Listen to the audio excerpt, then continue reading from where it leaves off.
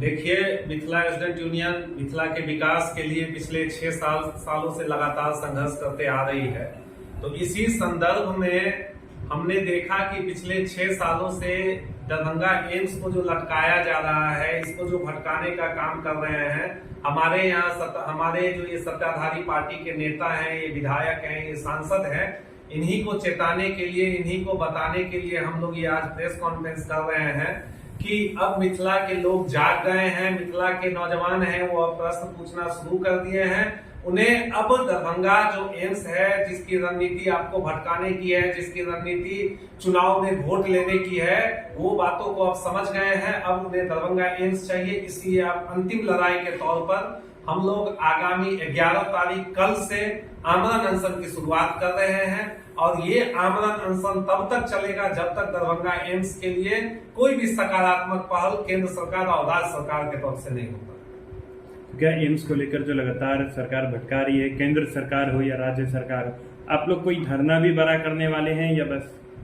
देखिए, इस बार हम लोगों ने ठान लिया है कि हम लोग जो कल से आमरण अनशन पे बैठेंगे,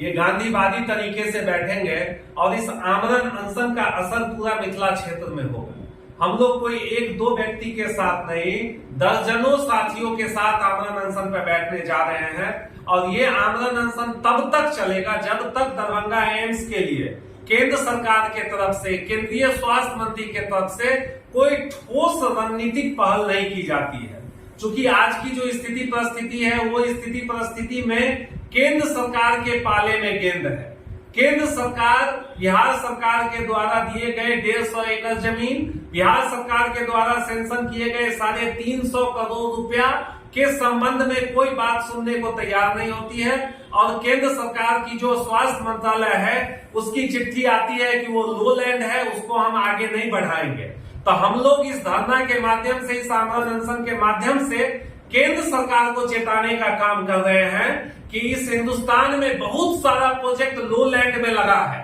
बहुत सारा प्रोजेक्ट समुद्र में बन जाता है, नदी में बन जाता है। तो 20 फीट गड्ढा जिसमें राज्य सरकार अपने पैसे से उस जमीन को भर के देने का काम कर रही है, तो उस प्रोजेक्ट को क्यों लटकाया जा रहा है, उस प्रोजेक्ट को क्यों नहीं सैंक्शन किया जा रहा है। और साथ साथ ये भी सवाल पूछेंगे कि पूरे बिहार में देखिएगा या पूरा मिथिला क्षेत्र में देखिएगा तो 40 में से 39, 25 का 25 सीट केंद्र सरकार को मिला हुआ है। एनडीए गठबंधन को 2019 में मिला था। तो आज के दौर में ये दरभंगा एम्स क्यों नहीं बन पा रहा है, ये सवाल हम लोगों का है। आपके द्वारा एक कार्यक्रम चला गया था कि घर घर से ईंटा लाएंगे, दरभंगा एम्स बनाएंगे, वो कहीं ना कहीं एक हद तक पहुंच गई थी, बाद में आप लोग शांत हो गए। ऐसे हम लोगों की तरफ से जो घर घर से ईंटा लाया गया और एम्स बनाएंगे, इस तरीके का जो शुरू हुआ, तो उस समय में आपने देखा होगा कि मिट्टीकरण शुरू हो गया था, जो पुरानी लैंड दी गई थी बिहार सरकार की तरफ से वहां पे। तो जब हम वही कह रहे हैं कि एक बेहतर इनिशिएटिव सरकार की तरफ से हो कि हमें लगा कि अब बनने की प्रक्रिया में हम लोग आ चुके हैं, फंड अलॉटमेंट की बातें होने लग गई, यहाँ के जो सांसद विधायक वगैरह जो है सत्ता दल पार्टी के, वो स्टेटमेंट अपना जारी करने लग गए, फोटो खिंचवाने लग गए प्रॉपर। आप लोगों ने देखा भी होगा कि यहाँ के सांसद महोदय भी वहां पे जाके कि हम मिट्टीकरण करवाना शुरू कर दिए। तो हम सत्ता में तो बैठे हुए लोग नहीं है, हम तो कह सकते हैं कि हम आंदोलनी है, छात्र आंदोलन से यहाँ तक बढ़े हैं या आगे की राजनीतिक मंशा को रखते हैं, लेकिन अभी तक हम सत्ता में तो नहीं आए। हम जो सत्ता में आए हैं, हम उनसे सवाल पूछ रहे थे, तो वहां से हमें लगा कि भाई कार्य अब हमारा दरभंगा एम्स का प्रगति पे चला गया। फिर पता चला कि वहां पे बंद हो गया, उस जमीन पे नहीं बनेगा, सोबन में एम्स से लॉट किया गया। तो फिर वहां के लिए भी हम लोग लगातार प्रोटेस्ट किए जा रहे हैं। अभी देखे होंगे आप कि अलग अलग ब्लॉक में अभी हम लोगों ने पहले धरना दिया है और उसके माध्यम से हमने जनता के बीच में जाकर के अलग अलग ब्लॉक में ये बताने की कोशिश की है कि 11 तारीख से जो हम लोग आमरण अनशन में जा रहे हैं, तो उसमें सिर्फ दरभंगा के स्थानीय नहीं, दरभंगा पूरे जिला से, पूरे मिथिला क्षेत्र से लोग यहाँ पे आएंगे और एक बृहद स्तर का हम लोग कार्यक्रम करने के लिए जा रहे हैं, जिसमें कि सीधा स्पष्ट तौर से एक रणनीति के तहत और एक कार्य करने की मंशा के तहत केंद्र सरकार के मंत्री, स्वास्थ्य मंत्री या केंद्र सरकार की तरफ से एक स्टेटमेंट जारी किया जाए कि भाई फलाने या इस दिन से या ऐसे या इस प्रक्रिया पे हम लोग पहुंचे, तब तक हम लोगों का आंदोलन जारी। क्या लग रहा है कि 2024 का लोकसभा चुनाव दरभंगा में मुख्य मुद्दा बनेगा, बड़ा मुद्दा बनने वाला है दरभंगा? ये दरभंगा में ही नहीं, ये पूरे मिथिला क्षेत्र के लिए सबसे बड़ा मुद्दा बनने जा रहा है, क्योंकि 8 साल पहले घोषणा किया गया है जो क्रम में निम्नलिखित एम्स का घोषणा किया गया, जिसमें से प्राय सभी जगह बन के तैयार हो गया। सिर्फ एक दरभंगा ही है जिसे राजनीति का अड्डा बनाया गया। केंद्र सरकारें सोच रही है कि अन्य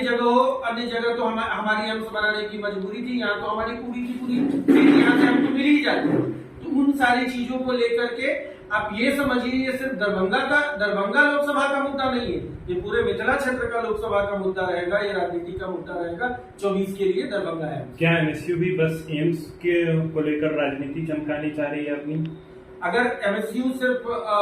एम्स के को राजनीति लेकर के अगर चमकाने के लिए, तो एमएसयू तो अभी राजनीति में आने की कोशिश कर रही है, एमएसयू अपनी पार्टी को लेकर के आने की कोशिश में लगी हुई है। ये तो मुद्दा हमारा जब से संगठन निर्माण हुआ 2015 से दरभंगा एम्स की मांगों को लेकर के हम लोग मुखर है। शुरुआत में थी कि मिथिला में कहीं पे बने, सहरसा वगैरह में, लेकिन स्थानीय जब एयरपोर्ट यहाँ पे हो गया है, दरभंगा एयरपोर्ट के लिए हम लोगों ने आंदोलन किया, एयरपोर्ट बना, तो उस टाइम अगर हमने चमकानी होती तो दरभंगा एयरपोर्ट पे भी बहुत सारे क्रेडिट लेने वाले लोगों ने लिया, जो कि आप लोगों को पता है कि अभी भी एमएसयू के कार्यकर्ताओं पे जो तत्कालीन जिलाधिकारी महोदय थे उनके तरफ से जो केस दायर किया गया, उसमें भी हमारे सेनानियों के ऊपर अभी तक केस दर्ज है। तो क्रेडिट वाली जहां बात है, हम ठीक है, हमें क्रेडिट मिले, हमें राजनीतिक फायदा मिले, लेकिन काम होना चाहिए मिथिला के लोगों के लिए, मिथिला के जो यहाँ के स्थानीय है, जो उनकी बुनियादी सुविधाएं हैं, उन चीजों के लिए काम होता है। अगर 24 में एमएसयू सत्ता में आ गई तो क्या करेगी मिथिला वासियों के लिए? अभी सत्ता में आने की बात है, ठीक है, हम लोगों ने घोषणा किया है अभी कि दरभंगा लोकसभा से हमारे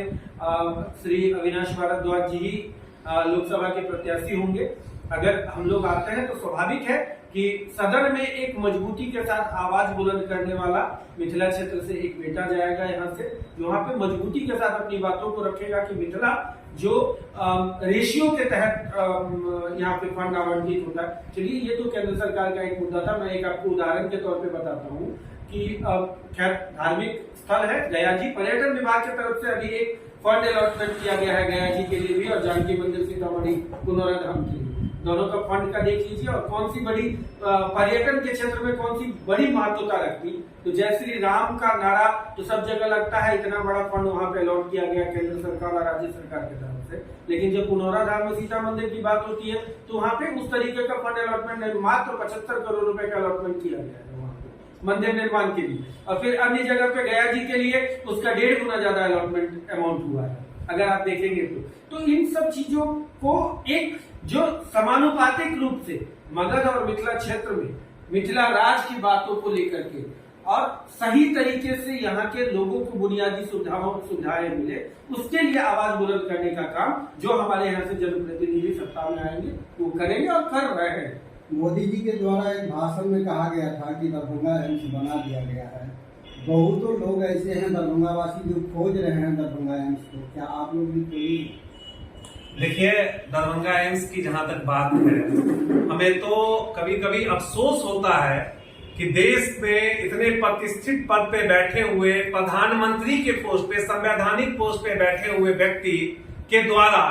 झूठ बोला जाता है। और ये झूठ कोई जानबूझकर बोला जा रहा है ऐसी बात नहीं है। यहाँ के जितने भी उस पार्टी के नेता हैं, वो इस पार्टी के नेता यहाँ से बैकअप देते हैं, यहाँ से रिसर्च करके लिखित करके किसी तरह प्रधानमंत्री से बोलवाने का काम करते हैं ताकि उनका राजनीतिक हित, राजनीतिक स्वार्थ साधा जा सके। मैं यहाँ पे आपके माध्यम से प्रश्न करता हूँ कि हम लोग पिछले 5-6 सालों से जो लगातार संघर्ष कर रहे हैं, उस संघर्ष के दरमियान हमने देखा है कि यहाँ के जितने भी भारतीय जनता पार्टी के नेता हैं, एनडीए के नेता हैं, वो जो लगातार मिथिला क्षेत्र को ठगने का काम कर रहे हैं, मिथिला क्षेत्र को बंधक बनाने का काम कर रहे हैं, दोहरी रणनीति के तहत मिथिला क्षेत्र के नौजवानों से वोट लेने का काम कर रहे हैं और उन्हें कुछ भी देने का काम नहीं कर रहे हैं। इस रणनीति का भंडाफोड़ हमें करना होगा, तब जाकर जिस तरह देवघर में एम्स बना, जिस तरह रायपुर में एम्स बना, जिस तरह बंगाल में एम्स बना, उसी तरह दरभंगा में जाकर तब एम्स बने। मतलब इसका दोषी आप दरभंगा के विधायक और सांसद को मान रहे हैं?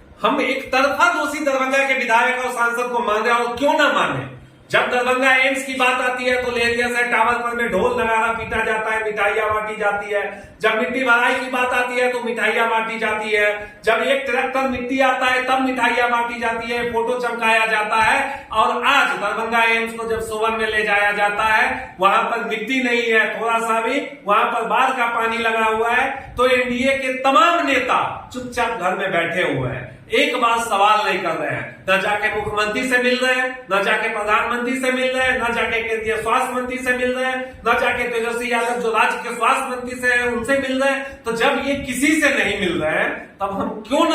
ना हम ये समझे कि ये जानबूझ के रणनीति के तौर पे दरभंगा एम्स को भटकाने का काम करें ताकि दरभंगा एम्स ना बने और किसी तरह चुनाव में इनका बेड़ा पार हो।